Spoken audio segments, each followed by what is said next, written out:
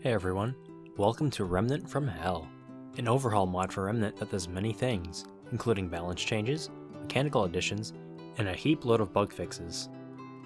This mod is only available on PC, so unfortunately console players won't be able to experience it. To play this mod, you will also need to own both Remnant DLCs. My goal of this video is to give a brief introduction to the mod. Afterwards, I'll make more videos covering each topic in depth. First, before we install the mod, you should make sure to back up your save files. You can navigate to your save folder for Remnant by launching up Run and searching %appdata%. From here, head back to appdata and enter the local folder. Then go to Remnant, then Saved, then to Save Games. Copy the contents of this folder to somewhere safe on your PC. If you wish to uninstall the mod, you'll want to keep these around. Now, if you'd like to know how to install, I'll give a quick example on how to do so through Windows and Steam. Instructions for other platforms will be in the description with the patch notes. All you have to do is navigate to your Steam folder and find your Remnant directory. Go into the Remnant folder, then Content, then Packs, and then create a folder called ~M_ODS.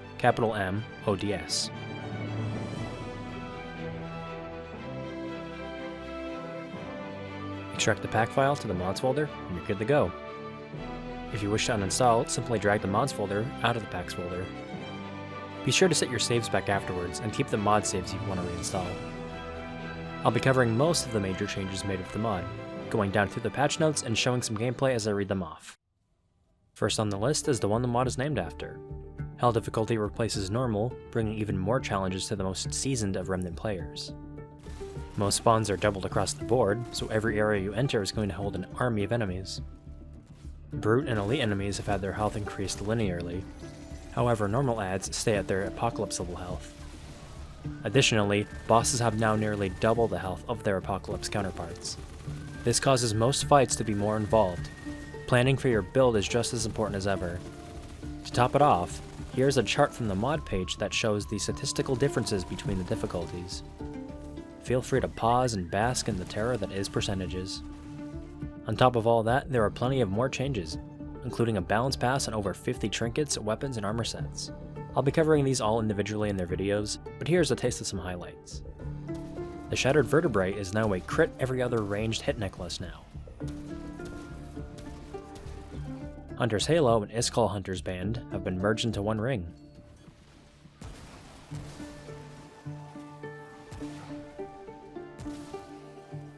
The Fusion Rifle has gotten many buffs to its stats.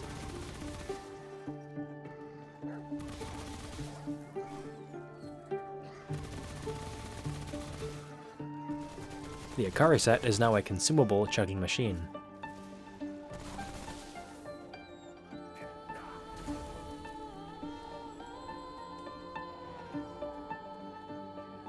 Finally, there are 15 new items, including trinkets and weapon variations.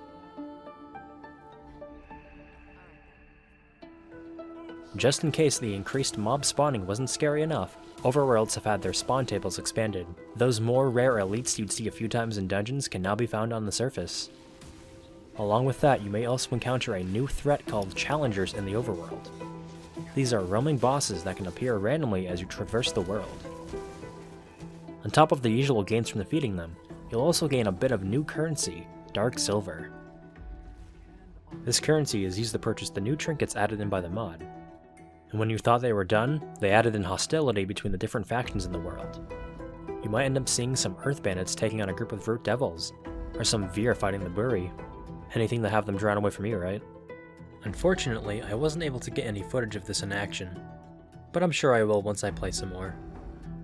Finally, some love has been given to a select few encounters and boss fights. To name the ones listed so far, there is Shroud, the Liz's event, the Root Mother event, Singe, Undying King, and Dreamer and Nightmare. To wrap things up, the mod also squashes many bugs and issues with weapon interactions and improper tags for attacks.